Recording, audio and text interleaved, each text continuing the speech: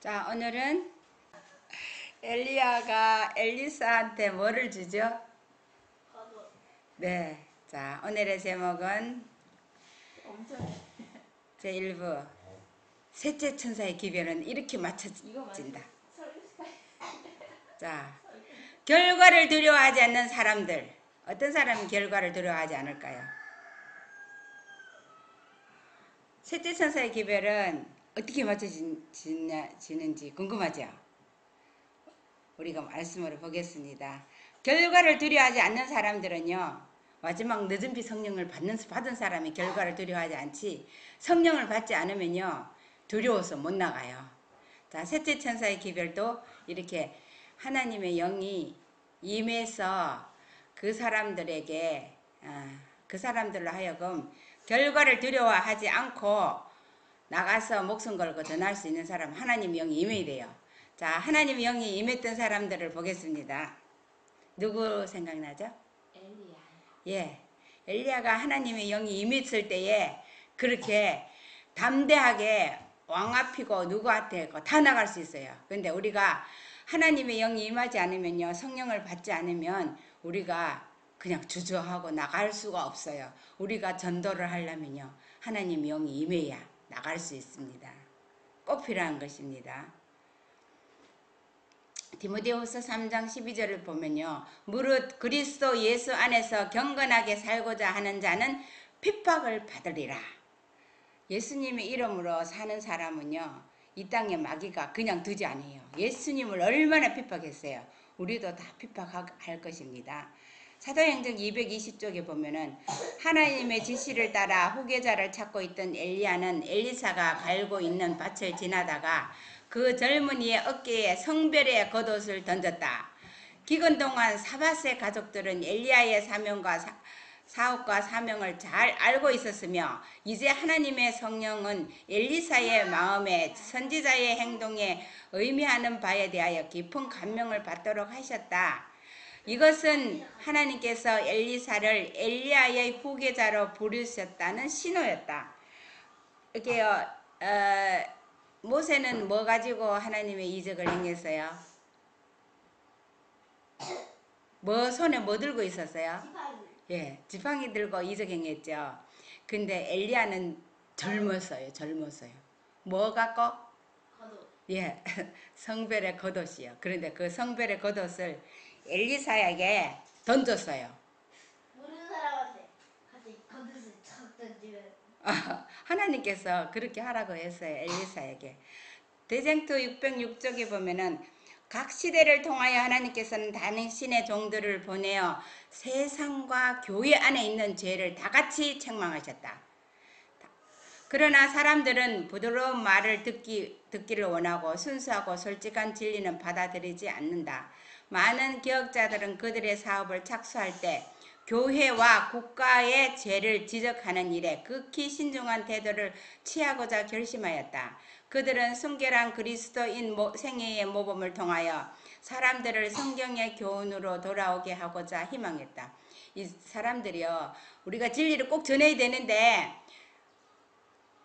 진짜 좀 더 있어야, 좀 더 준비해서 다 해가지고 전하려고 이렇게 준비를 하고 나가지 않거든요.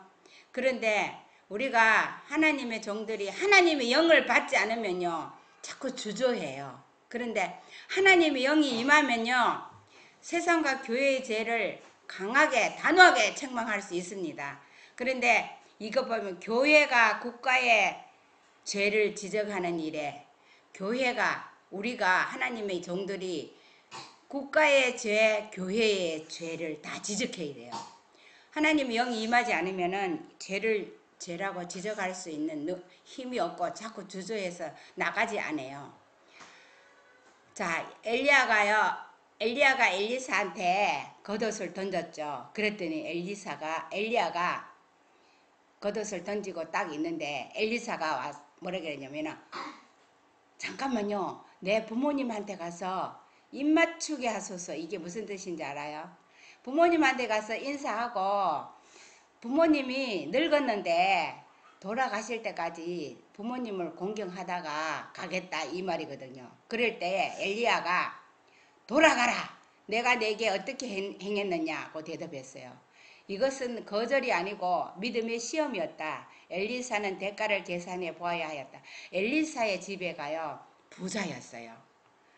부자 청년을 예수님이 나를 따르라 했을 때 안 따랐죠. 그런데 엘리사는요.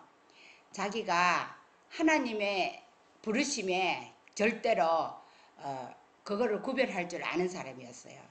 그래서 문에 들어갔을 때 묻지도 못하고 그냥 갔어요. 안 했어요. 안 갔어요. 밭에서 바로 엘리야를 따라가는 거예요. 그래서 하나님 얼굴도 못 봤겠네. 그렇죠. 돌아가라 이랬거든요. 그래서 이것은 거절이 아니고 믿음의 시험이었다리. 엘리사는 대가를 계산해 보아야 하였다. 즉 부르심을 받아들이든지 거절하든지 스스로 결정해야 했다. 만일 그의 소망이 자기 집과 그 이익에 집착한다면 그는 집에 머무를 자유가 있었다. 그러나 엘리사는 그 부르심의 뜻을 깨달았다. 그는 이 부르심이 하나님께로부터 온 것을 알고 순종하기를 주저하지 아니하였다. 어떠한 세속적 이익도 그에게 하나님의 사신이 되는 특권이나 하나님의 종과 교제하는 특권을 희생하게 하지 못하였다. 엘리사는 소한결이가 몇 마리인지 아세요? 두 마리? 예, 한결이는 2마리예요. 자기가 제가 어떻게 생각했냐면 소 두 마리가 더 망해야 되고. 그 소 두 마리를 한결인데 한결이를 취하여 잡고 소의 기구를 불살라 그 고기를 삶아 백성들에게 주어 먹게 하고 일어나 가서 엘리야를 쫓으며 수종들었다. 아니 왜 소를 불탔대요? 자기가 이제 그 농사 짓던 자기가 맡았던 그거를 포기하고 버리고 이제 농사 못 직업을 바꾸는 거야. 이제 엘리야를 따라가는 직업. 엘리사는 늙어서 농사 못 지니까. 네. 그래서 그 불살라가 그 고기를 삶아 백성들에게 주어 먹게 하고 일어나 가서 엘리야를 쫓으며 수종들었다. 엘리사는 주저하지 않고 그가 사랑하던 집을 떠나 불완전한 생활을 하는 선지자를 수종하러 갔다. 하나님께서 부르실 때 어떻게 했는지 엘리사가 어떻게 자기 그 부잣집 아들이었거든요. 그런데 그걸 다 버리고 갔어요. 만일 엘리사가 엘리야에게 자기에게 기대하는 바 곧 자기가 할 일이 무엇인지를 물었더라면 그는 이렇게 대답하였을 것이다. 대답을 얻었을 것이다. 하나님께서 아시며 하나님께서 그대에게 이것을 알리실 것이다. 만일 그대가 여호와를 섬긴다면 여호와께서 그대의 모든 의문에 대답하실 것이다. 만일 그대가 하나님께서 그대를 부르셨다는 확신을 갖는다면 그대는 나와 함께 갈 것이다. 하나님께서 내 뒤에 서 계시며 그대가 듣는 것은 하나님의 음성임을 스스로 알라. 만일 그대가 모든 것을 진토로 여길 수 있다면 그대는 하나님의 은총을 얻을 수 있으니 오라. 엘리야가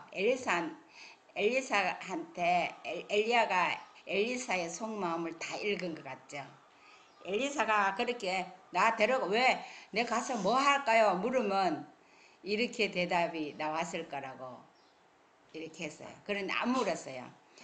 자, 행적 221쪽에 내가 무슨 선한 일을 해야 영생을 얻을까 하고 질문했던 사람이 예수님 앞에 나왔던 부자 간원이었죠. 질문을 가지고 온 젊은 간원에게 하신 그리스도의 대답에는 엘리사에게 하신 부르심과 동일한 부르심이 있었다. 그리스도께서 내가 온전하고자 할진대 가서 내 소유를 팔아 가난한 자들을 주라. 그리하면 하늘에서 보화가 내게 있으리라. 그리고 왔어 나를 쫓으라고 대답하셨다.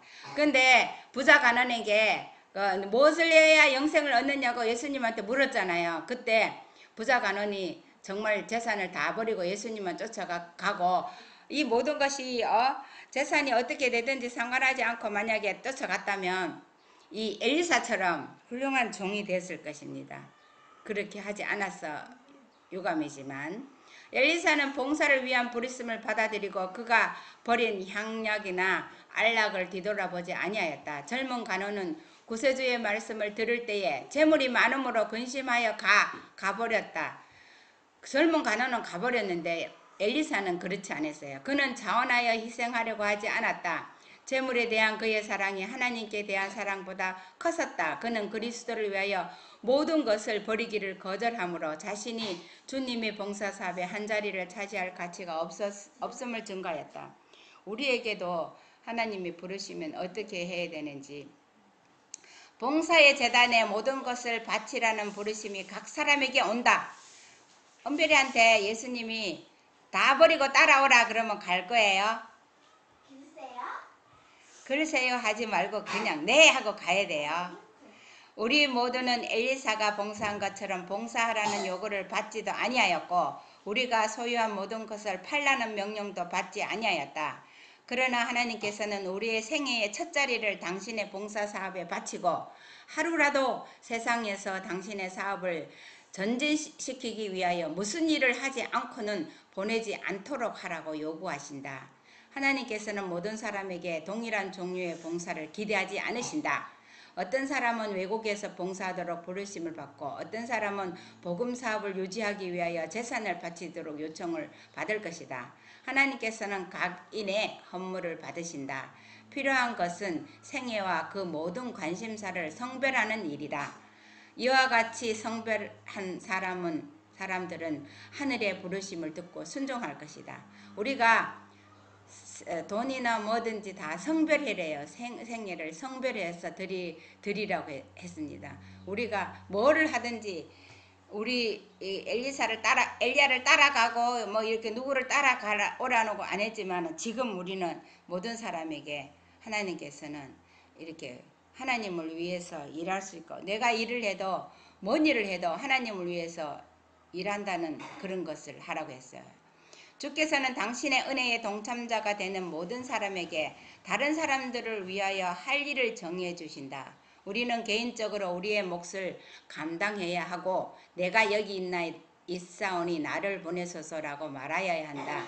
그가 하나님의 말씀을 가르치는 목사이든지 의사이든지 선생님이든지 상인이든지 농부든지 전무가든지 길술자든지 그에게 책임이 있다. 다른 사람에게 구원의 복음을 나타내는 것이 그의 할 일이다. 그가 종사하는 모든 기업은 이 목적을 위한 방편이 되어야 한다. 우리가 선생님이 아이들 위해서 친절하게 하고 화 안 내는 것도요. 구원의 복음을 전하는 거예요. 다른 게 아니죠. 우리 모두가요. 친절하게 식구들에게 하는 거예요. 구원의 복음을 전하는 겁니다. 저도 잘 못하지만 잘 하겠습니다. 처음에 엘리사에게 요구된 것은 큰 사업이 아니었고 그의 훈련은 아직 평범한 의무로 구성되어 있었다.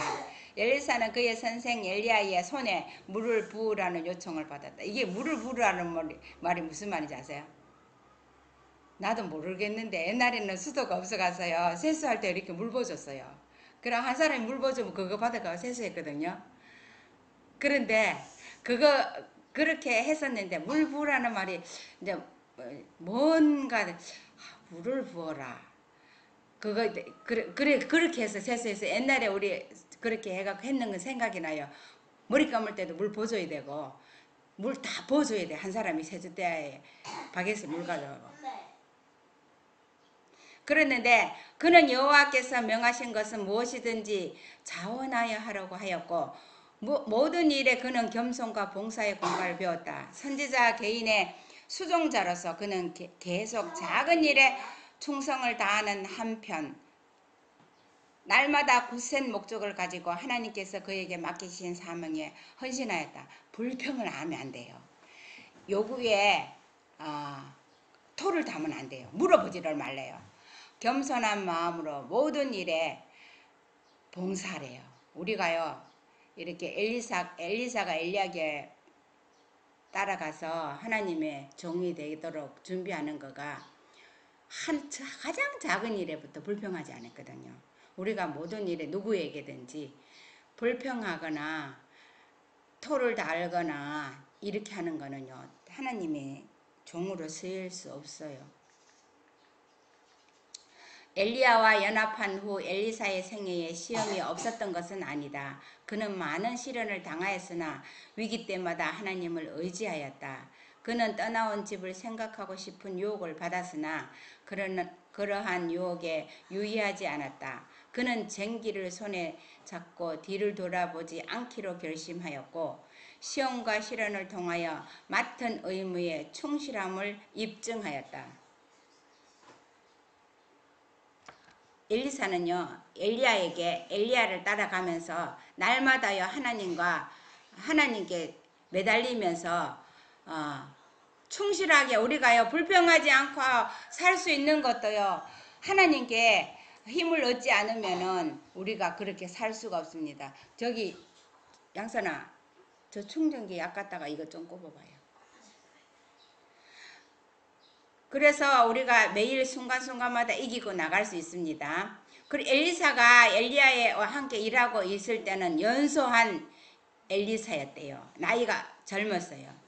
그래서 날마다 자기 사업을 위하여 만반의 준비를 갖추었다. 엘리야는 거대한 제약의 조류가 흘러 넘치는 동안 하나님께서 쓰시는 도구의 역할을 하였다. 엘리야는요, 아합과 이교도의 이세벨의 지지를 받아온 민족을 유혹하였던 우상숭배를 단호히 제지하였다.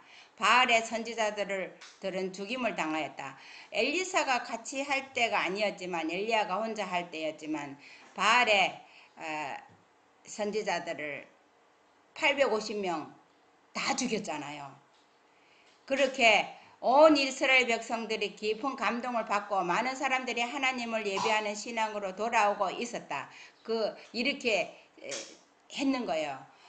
그 엘리사를 만났을 때가. 엘리야의 후계자인 엘리사는 주의 깊고 끈기 있는 교훈으로 이스라엘을 안전한 길로 인도하도록 노력하여야 했다. 엘리사는 모세 시대 이후에 가장 큰 선지자인 엘리야와 교제함으로 얼마 후에 홀로 종사해야 할 사업을 위한 준비를 갖추게 되었다.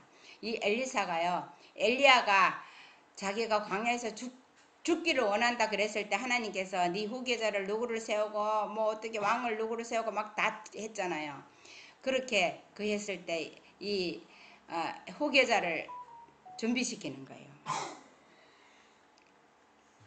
읽어보세요. 함께 봉사하던 기간에 때때로 엘리야는 흉악한 죄악을 신랄하게 견책하도록 부르심을 받았다. 악한 아합이 나봇의 포도원을 빼앗았을 때에 아합의 운명과 그의 집 모든 사람들의 운명을 예언한 것은 엘리야의 음성이었다. 그리고 아하시아가 그의 아버지 아합이 죽은 후에 살아계신 하나님을 떠나 에그론의 신 바알 세굽에게로 향했을 때에 다시 한번 맹렬히 항의한 것도 엘리야의 음성이었다. 이 아하시아에게 그 병들었을 때 에그론에 가서 죽겠느냐 살겠느냐 했을 때 이때 사건은 뭐 생각나는 거 없어요? 그거 새 50부작이거든요. 맞아요. 50명씩 저기 세 부대가 갔는데 두 부대는 하늘에서 불이 내려와 죽었죠. 그래서 한 부대는 마지막에 저 겸손하게 막 그렇게 탄원했을 때 하나님께서 내려가라 그랬잖아요. 그런데요, 이런 것을 엘리사가 다 봤어요. 그런데 하나님의 영을 충천하게 받지 않으면 이런 일을 못해요. 그렇게 해서 사람을 50명씩 두 번씩이나 하늘에서 불이 내려와 갖고 죽게 해버리잖아요. 엘리야의 말 한마디에. 하나님께서 하나님의 영에 감동해가 있는 사람에게는 그 사람 말대로 하나님께서 같이 일을 해버려요. 그래서 우리가 이렇게 성령의 능력으로 충만하게 받지 않으면 나가서 복음 전할 수도 없고 한 사람의 영혼도 하나님께로 돌아오게 할 수가 없습니다. 얼마나 중요한지 몰라요. 사무엘이 설립한 선지자 학교들은 이스라엘의 배도의 기간에 낡고 허물어져 있었다. 이때 사무엘이 그 전에 선지자 학교를 했는데 엘리야는 청년들로 하여금 율법을 중요시하며 존경하는 교육을 받도록 하기 위하여 이 학교들을 다시 설립했대요. 이들 중 길갈, 베델, 여리고에 있던 새 학교가 기록에 남아있다. 엘리야가 하늘로 올라가기 바로 전에 그와 엘리사는 이 훈련소들을 방문했다. 하나님의 선지자는 지난번 방문 때에 그들에게 주었던 교훈을 다시 반복하여 말했다. 특별히 그는 하늘에 계신 하나님께 대한 그들의 충성심을 충실히 유지할 고귀한 특권에 관한 관하여 그들을 교훈하였다. 그는 또한 그들이 받은 교육의 모든 부분에서 단순함의 중요성, 순종할 때 단순해야 돼요. 단순하게 순종해야 돼요. 단순함의 중요성을 마음 가운데 명심하도록 하였다. 오직 이 방법으로서만 그들은 하늘의 품성을 받고 나아가 주님의 방법으로 일할 수 있었다. 그래서 사무엘이 그 선지자 학교를 하던 거를요, 이 엘리야가 다시 설립해갖고 거기에서 하나님의 율법을, 하나님을 섬기는 데는요 단순해야 돼요. 토를 달고 왜 순종해야 되는지를 따지면 순종할 수가 없어요. 믿음은요 그냥 단순하게 순종하는 게 믿음이에요. 그래서 그것을 가리켰어요. 엘리야는 이 학교들이 이뤄놓은 것을 보았을 때 매우 기뻤다. 개혁사업은 완성되지 않았으나 그는 내가 이스라엘 가운데 7,000인을 남기리니 다 무릎을 바알에게 꿇지 아니하였다는 여호와의 말씀의 증거를 그 나라 구석구석에서 볼 수 있었다. 이렇게 선지자 학교가 3군데였었는데 또 다른 데 있는지 몰라요. 근데 마지막으로요, 이제 엘리야가 하늘로 승천하기 전에 순회를 하는 거예요. 순회하면서 봉사하는 선지자와 함께 이 학교에서 저 학교로 다닐 때에 엘리사의 신앙과 결심은 다시 시험을 받았다. 길갈, 베델 그리고 여리고에서 엘리야는 선지자로부터 그 엘리사한테 돌아가라는 권유를 했어요. 엘리야는 너 여기에 이 학교에 어디 갈 때마다 길갈, 베델, 여리고 갈 때마다 여기 머물러라 그랬어요. 그랬을 때 엘리사가 그렇게 안 했어요. 여호와께서 나를 베델로 보내시느니라고 말했다. 그러나 엘리사는 쟁기로 경작하던 초기의 노동에서 실패하거나 낙담하지 말아야 할 것을 배웠다. 이제 그는 다른 분야의 의무의 쟁기를 손에 잡았고 그것을 잡은 그의 목적을 전환하기를 원치 않았다. 그는 봉사사업을 위하여 더욱더 적합한 자가 될 수 있는 기회가 남아있는 한 그의 주인에게 떠나기를 원치 아니하였다. 엘리야는 모르고 있었지만 그의 승천에 대한 계시가 선지자 학교에 있는 그의 제자들과 특별히 엘리사에게 알려져 있었다. 이제 하나님의 사람의 시험받은 종은 그의 곁에 가까이 있었다.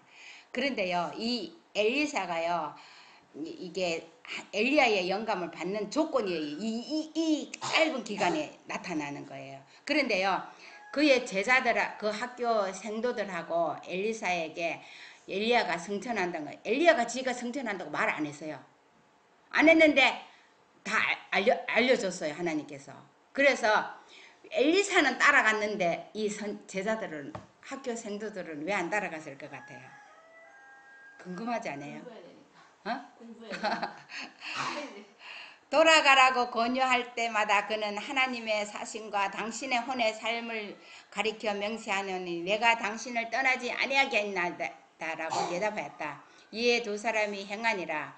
그 두 사람이 요단강가에 섰더니 엘리야가 겉옷을 취하여 마라 물을 치매 물이 이리저리 갈라지고 두 사람이 육지 위로 건너더라. 건너매 엘리야가 엘리사에게 이르되 나를 내게서 취하기 전에 내가 내게 어떻게 할 것을 구하라고 했다. 이렇게 떠나가라 그래 놓고 이제 안 떠나가니까 이제 뭔가를 줘야 되겠다고 생각이 듭니다. 그게 시험에서 진짜 떠나가라는 말이 아니었어요. 사무엘하 2장 9절에 보면요, 그래 요단강을 건너가지고 이제 그렇게 어떤 것을 내가 어떻게 할 것을 구하라 했잖아요. 엘리사가 가로되 당신의 영감에 갑절이나 내게 있기를 구하나이다. 우리가 마지막에 성령을 구하잖아요. 당신의 영감을 갑절이나 구한다고 했을 때 어떻게 하면 이 영감을 준다 그랬어요? 어떻게 했을 때에 이 영감을 받을 거라고 했어요? 그게 나옵니다. 올라가면 내가 이것을 보면 이거 못 보면 안 준대요. 10절에 보면 가로되 내가 어려운 일을 구하는도다. 그러나 나를 내게서 취하는 것을 내가 보면 그 일이 내게 이루려니와 그렇지 않으면 이루지 아니하리라. 내가 떠나가는 하늘에 승천하는 것을 보면 그 일이 이루어지고 그거 네 못 보면 그 일 안 이루어진다. 엘리야가 엘리사한테 돌아가라 그랬을 때 엘리사가 돌아갔으면 큰일 났죠. 이때까지 봉사했는 거 다 헛수고였어요. 두 사람이 행하며 말하더니 후련히 그러면 그 옷이 거기 선지자 학교의 학생들도 그거 따랐으면 그 사람들이 이렇게 능력행하는 거예요. 그렇지. 왜 또 나와요. 오순절 성령님이 한 사람한테 내리지 않았죠. 보는 사람 다 내려요. 자, 그렇게 해서 갔는데 이 두 사람이 행하더니 호련히 불수레와 불말들이 두 사람을 격하고 엘리야가 회리바람을 타고 승천하더라. 엘리사가 보고 승천하는 걸 봤어요. 소리 지르되 내 아버지여 이스라엘의 병거와 그 마병이여 하더니 다시 보이지 아니하는지라. 이에 엘리사가 자기의 옷을 잡아 둘로 찢고 엘리야의 몸에서 떨어진 겉옷을 주워 가지고 돌아와서 요당 언덕에 서서 그 모세가 70명 장로 뽑았을 때 68명 왔는데 그 엘다가 메닷은 안 났는데도 그거 줬잖아. 성령을 그 줬잖아. 여호수아는 그래서 엘리사가요 그걸 보고 자기 옷 입었던 거 딱 버리고 모세는 지팡이 가지고 이적 행했죠. 엘리야는 겉옷이 하나님의 능력에 그것이었어요. 그 겉옷 하나 입고요 산에나 어디나 가서 그거 하나 입고 낮에는 옷이고 밤에는 이불이고 그거 하나로 다 살았어요. 그래서 엘리야의 그 겉옷을 엘리사가 그것을 가지고 이제 가는 거예요. 그게 능력의 상징이었죠. 속에 옷 입고 겉에 나가거든요. 네, 열왕기하 2장 14절을 보면은 엘리야의 몸에서 떨어진 그 겉옷을 가지고 물을 치매 가로되 엘리야의 하나님 여호와는 어디 계시나이까 하고 저도 물을 치매 물이 이리저리 갈라지고 엘리사가 건너니라. 맞은편 여리고에 있는 선지자의 생도들이 저를 보며 말하기를 엘리야의 영감이 엘리사의 위에 머물렀다 하고 가서 저를 영접하여 그 앞에 너무 경배했대. 그 자기들도 갔으면 하나님 영감 다 받았을 텐데 왜 안 가고 그 기다려가지고 있어갖고 이제 아니 근데 하나님이 엘리야 승천한 거 알려준다고 하는데 왜 승천한 거 안 믿었어요? 그래서 3일이나 하고 생각했다고. 그러니까 안 믿으니까는 가서 못 봤으니까 안 믿지. 가서 봤으면은 저기 우리 엘리야가 어디 떨어졌는지 우리가 찾게 허락해달라고 했을 때 그 하지 않았지. 가서 그 생도들한테도 가르쳐주고 엘리사한테도 가르쳐주고 승천할 거라고 가르쳐줬는데 왜 안 가? 가서 믿음이 그만한 엘리사보다 믿음이 없었어요. 그 생도들이. 사도행전 227쪽 한번 읽어보세요.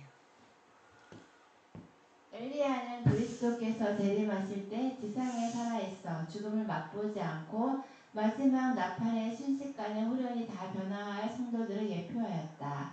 그리스도의 지상 봉사의 끝이 가까웠을 때에 엘리야가 변화산에서 모세와 같이 구주의 곁에 서도록 허락을 받은 것은 그와 같이 변화함을 받을 사람들의 표본이기 때문이다. 제자들은 영광을 입은 이들에게서 구속함을 입은 자들의 왕국의 축소판을 보았다.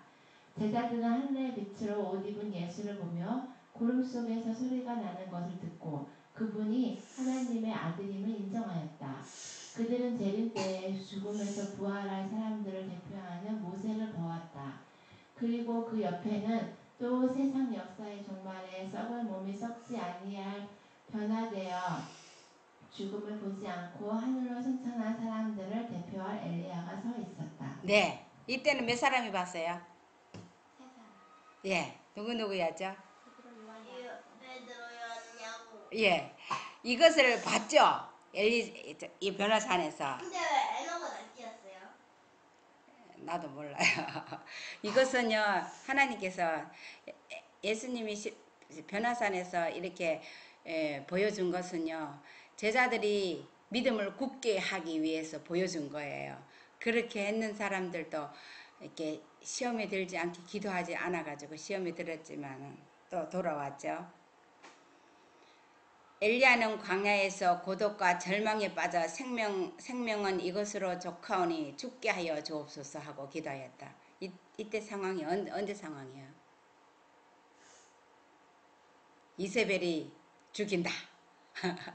내일이면은 엘리야가 850명을 다 죽이고 내려오니까 이세벨이 아합이 이세벨한테 그 얘기를 하니까는 내일이면은 엘리야도 그 사람들 하나같이 내가 죽인다 이랬더니 도망해서 도망하지 않아서 그 기회에 더 전투할 기회 있었는데 하나님 너 왜 도망했냐 그랬잖아요. 그래 하나님께서 그 850명도 죽었는데 이 여자 하나 못 죽이겠어요? 근데 단단히 죽였으면 됐는데 여자니? 이세벨이 여자잖아요. 아니. 그렇게 기도했어요. 이세벨을 어떻게 그러면 왕이 두들발대발해가지고 그럴 거 아니야? 하나님께서 죽이지. 그러나 주께서 자비를 베푸사 그의 말대로 그를 취하지 아니하셨다. 아직도 엘리야에게는 해야 할 큰 사업이 있었다. 그의 사업을 마쳤을 때 그는 실망과 고독 가운데서 죽지 않을 것이었다. 그는 무덤 가운데로 내려갈 것이 아니요 하나님과 천사들과 같이 하늘의 영광에 어전으로 올라갈 것이다. 죽게 해달라 그랬는데 하나님께서는요 살아서 승천시켰어요. 이제부터는 엘리사가 엘리야를 대신하였다. 작은 일에 충성했던 그는 큰 일에도 역시 충실하다는 것을 스스로 입증할 것이었다. 엘리사가요 작은 엘리야의 시중 드는 일을 기쁨으로 성심껏 했을 때에 하나님께서 큰 일을 맡기셨어요. 이제는 또 누가 나타나느냐 하면은 이제 예수님의 승천을 바라본 사람들이 나타나요. 자, 사도들이 같이 모이사 저희에게 분부하여 가라사대 예루살렘에 떠나지 말고 내게 들은 바 아버지의 약속을 기다리라. 요한은 물로 침례를 베풀었으나 나는 몇 날이 못되어 성령으로 침례를 받으리라 하셨느니라. 저희가 모였을 때에 예수께 묻자와 가로되 주께서 이스라엘 나라를 회복하심이 이때이니까 하니 가라사대 때와 기한은 아버지께서 자기의 권한에 두셨으니 너희 알 바 아니요 오직 성령이 너희에게 임하시면 너희가 권능을 받고 예루살렘과 온 유대와 사마리아와 땅끝까지 이르러 내 증인이 되리라 했어요. 그래서 예수님께서요 하늘로 승천하는 것을 몇 명이 봤어요? 500명이 다 봤잖아요. 사도행전 1장 9절 10절 보면 이 말씀을 하시고 이 앞에 이 말을 했어요. 이 말을 너희가 성령을 받으면 너 권능을 받으면 이제 나가서 외쳐라 그랬거든요. 그 말을 하고 보는 데서 올라가는 거예요. 이 말씀을 마치시고 저희 보는 데서 올리워 가시니 구름이 저를 가리워 보지 않게 하더라. 올라갈 때에 제자들이 자세히 하늘을 쳐다보고 있는데 쳐다봤지요. 제자들이 자세히 하늘을 쳐다봤어요. 그 흰옷 입은 사람이 나타나서 갈릴리 사람들 어찌하여 서서 하늘을 쳐다보느냐. 너희 가운데서 하늘로 올리우신 이 예수는 하늘로 가심을 본 그대로 오시리라 하였느니라. 성령이 오시는 것도요 예수님이 성령으로 오시는 거예요. 그런데 사람들이 다른 하나님으로 착각해서 여기서 정말 성령을 못 받는 거예요. 그래서 예수님 자세히 쳐다본 거는 그 500명이 모였는 사람들이 하늘을 다 쳐다봤는데 왜 120명밖에 못 받았는 것 같아요? 이 말이죠. 여기 믿음이 없지 않았을까요? 있잖아요. 여기서 기다리라. 아버지의 약속을 기다리라. 보기는 봤는데 기다리라는 말을 약속을 잊어버리고 안 기다렸어요. 그 사람들. 예루살렘을 떠나지 말고 기다리라 그랬잖아요. 거기 그 예수님 승천한 자리에서? 그 자리 아니 예루살렘에 떠나지 말라 그랬어요. 다른 데로 나가서 복음 전하러 가지 말라고 예루살렘에 그대로 있으라 그랬어요. 그래서 다락방에 모였잖아요. 그리스도의 승천은 그의 제자들이 약속된 축복을 받게 되리라는 신호였다. 예수님이 승천하는 것을 본 사람들이 이 약속을 성령을 예루살렘 전해야 되죠. 에? 예루살렘 안에서는 전해야 되죠. 아니 성령이 내릴 때까지 가만히 있으라. 기다리라. 다락방에서 기도하고만 있으라고? 기다리라. 그래서 사업을 시작하기 전에 저기 그들은 이것을 기다려야 하였다. 기다려야 했어요. 성령을 받을 때까지. 하늘 문으로 들어가신 그리스도는 천사들의 경배를 받으시며 보좌에 오르셨다. 이 예식이 마쳐지자마자 성령은 풍성하게 제자들에게 쏟아져 내렸다. 그리고 그리스도께서는 과연 영원부터 아버지와 함께 가지셨던 모든 영광으로 영화롭게 되셨다. 오순절 성령 강림은 구주의 침식이 끝났다는 하늘의 통보였다. 그분은 당신의 약속에 따라 하늘로부터 성령을 그의 제자들에게 보내셨는데 이것은 왕으로 하늘과 땅의 모든 것을 받으신 분이요 따라서 그 백성들을 위해 기름 부음을 받은 분이라는 증거였다.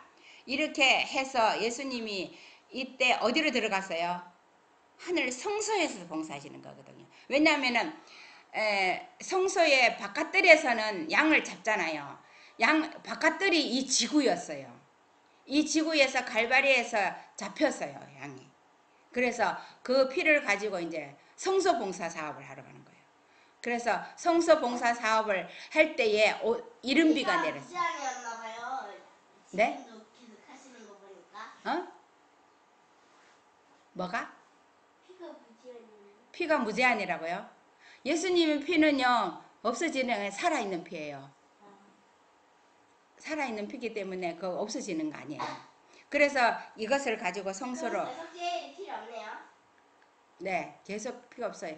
예수님의 대속제일에 피가 없다. 예? 대속제일에는 피가 없다. 대속제일에는 예수님이 대속제일에 그 피가 계속 살아서 그 피가 유지가 돼요. 우리 모든 사람들의 죄를 지을 때마다 계속 그 용서를 해야 되니까. 대속제일이 필요가 없네요. 필요가 없다고요? 그 하늘에서는. 하늘에서 왜 필요 없어요? 필요 있지. 예수님은 하늘에 갔을 때는 대속제일은요. 마지막 지성소에서 우리는 이 땅에서는 1년에 한 번 했지만 이거는 한 번 하는 거예요. 예수님 봉사에서 대속제일은요. 지금 대속제일에 살고 있는 거예요. 자, 이거는 뭔지 아세요? 예수님이 어디로 들어가셨어요? 아까는 오순절이었잖아요. 이거는 지성소에 예수님이 들어가시는 일이에요. 초기문집 55쪽에 보면은요. 나는 아버지께서 보좌로부터 일어나 불병거를 타고 휘장 안에 있는 지성소로 들어가 자정하시는 것을 보았다. 그러자 예수께서도 보좌로부터 일어나셨고 그 앞에서 머리를 숙이고 있던 무리들은 그분과 함께 모두 일어섰다. 나는 예수께서 일어나신 이후에는 단 한 줄기의 빛도 그분으로부터 부주의하는 무리에게 가는 것을 보지 못했다. 그들은 칠흑 같은 어둠 속에 버려졌다. 자, 이제요. 예수님이 지성소에 들어가시는 것을 봐야 돼요. 우리가 예수님께서 지성소에 들어가는 것을 못 보면요. 우리가 이 성령을 받을 수가 없어요. 이 지성소에 들어가는 성령을 바라보고 성령을 받은 무리가 있습니다. 그 지성소로 들어간다는 게 무슨 의미인지 알아요? 그게 자, 이제 내가 설명해 줄게. 지성소 들어가는 건 예수님이 지성소 들어가는 그 모습을 보라는 얘기가 아니고 이 마지막 시대에는 그러니까 늦은 비 받을 시기는 빛이 다 주어졌어요. 빛이 다 주어졌기 때문에 그 전에는 부분적으로 하나님의 계명을 순종하면 받은 바비대로 구원이 주어졌지만 지금 시대에는 온전한 십계명을 다 확실히 이해하고 깨닫는 것을 의미하는 네. 조금이라도 부족하면은 절대로 지성소 들어가는 게 아니라는 얘기. 지성소 같은 건 완전한 얘기는 완전한 빛, 완전한. 그럼 완전히 죄를 도말하고 완전한 속죄가 이루어지지. 네, 알았습니다. 그 다음에요, 우리가요, 그 예수님이 따라갔던 그 1844년 그때예요. 예수님과 함께 일어선 무리들은 그분이 보좌를 떠나 그들을 좁은 길로 인도하실 때에 그들의 눈을 그분께 고정시키고 있었다. 다 바라봤죠. 예수님 올라가는 것도 보고 엘리야 하늘로 승천하는 것도 보고 했는데 이때에 이 무리들은 누굴까요? 아니 이때 예수님의 그들을 고정시킨 사람들이 있잖아요. 윌리엄 밀러가 재림운동을 하고 했을 때에 고정시켜갖고 그들의 눈을 그분께 고정시키고 그 좁은 길을 간 사람들이 있잖아요. 그때에 그 고정시켜서 빛을 받은 사람이 누구예요? 화이트인이야. 맞았어. 그 고정시켜서 그 좁은 길을 예수님이 지성소로 들어가는 것에 방금 화이트는 그 끝까지 껐잖아. 고정시켰을 때 그때의 좁은 길로 갔던 사람들은요, 그 빛을 붙잡은 사람들이에요. 예수님이 지성소에 들어가는 빛을 붙잡은 사람들이, 그 사람들이요, 이것을 봤는데, 이 좁은 길을 가면서요, 오직 예수님만 쳐다봤어요. 다른 거 뭐 누가 그때 얼마나 실망하고 뭐 조롱했는지, 예수님 재림한다고 그렇게 많이 전했을 때요, 사람들이요 다 미쳤다 그러고 온갖 가지 조롱하고, 그거는 말로 형용 못해요. 제자들이 실망했는 거가 더 컸다 그랬는데, 이때에도 이 재림운동을 했던 그 사람들의 실망도요, 하여튼 제자들이 예수님이 십자가에 못 박았을 때 실망했는 거가 더 컸다 그랬는데, 이때도 보통 큰 것이 아니었어요. 네? 연희 씨는 보면 제자들이 예수님이 십자가에 돌아갔을 때 실망이 이때의 사람들보다 더 실망이 더 컸다 그랬거든요. 그랬는데 그 상황에서도 그 예수님이 다음에 제자들은 승천하는 것을 봤을 때 빛을 받아갖고 그 증인이 됐잖아요. 이 예수님이 지성소에 들어가는 것을 빛을 본 사람들이 증인이 돼갖고 거기에서 가장 큰 빛을 받은 사람이 엘렌 화이트예요. 그래서 그 큰 빛을 받아서 여기 줬는데, 우리는요, 이 고정시킨 빛을 우리가 이것을 붙잡아야 돼요. 화이트 부인이 말해준 이 마지막 때에 이 빛을 붙잡아가지고 여기에 예수님께 우리 눈을 고정시키지 않으면은 우리가 흔들려서 우리가 마지막 늦은 빛 성령을 받는 조건이, 셋째 천사의 기별이 맞춰지는 조건이 이 빛을 어떻게 바라보고 붙잡느냐에 달려 있는 거예요. 그래서 여기. 그 후에 그분은 오른팔을 들고 사랑스러운 목소리를 말씀하셨다. 여기서 기다리라. 내가 나라를 받으러 아버지께 가노니 너희 예복을 흠없이 보존하고 있어라. 잠시 후면 내가 혼인잔치에서 돌아와서 너희를 내게로 영접하리라. 그때 불꽃같이 번쩍이는 수레바퀴가 달린 구름 병거가 천사들에게 둘러싸여 예수님이 계신 곳으로 왔다. 그분은 병거를 타시고 아버지가 앉아 계시는 지성소로 가셨다. 거기서 나는 예수께서 대제사장으로 아버지 앞에 서 계신 것을 보았다. 이것을 보았을 때 화이트 부인이요, 그 재림운동을 하고 나서 이것을 보고 이제 새롭게 살아난 거예요.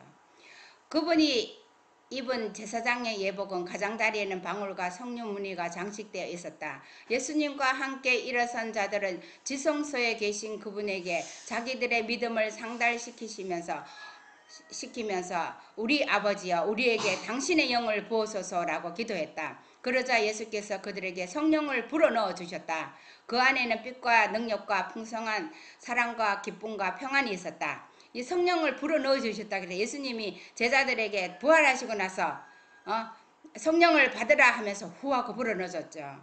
예수님께서 자기의 영을 불어넣어 주시는 겁니다. 그래서 우리가요, 이렇게 영을 받지 않는 땀무리가 사단이 영을 보여준다 그랬잖아요. 그래서 우리가 이렇게 예수님 지성소에 계신 예수님께 우리 눈을 고정시키지 않으면, 그렇게 고정시키고 산다는 것은 그 안에 있는 하나님의 품성인 사랑의 계명을, 우리가 하나님의 사랑을 받아야 하나님도 사랑하고 이웃을 사랑할 수가 있어요. 내 식구를 진짜 사랑하는 마음이 없으면요, 식구를 사랑할 수가 없습니다. 그래서 사랑의 계명인 하나님의 사랑을 우리가 받음으로 계명을 지킬 수 있거든요. 그래서 우리가 이 하나님의 하나님의 영의 부으심을 받지 않으면 능력도 안 나가고 복음도 전할 수 없고 아무것도 할 수 없어요. 그래서 우리가 이렇게 해서 예수님이 계신 곳 지성소를 바라보면서 예수님께 눈을 고정시키는 우리 모두가 되기를 바랍니다.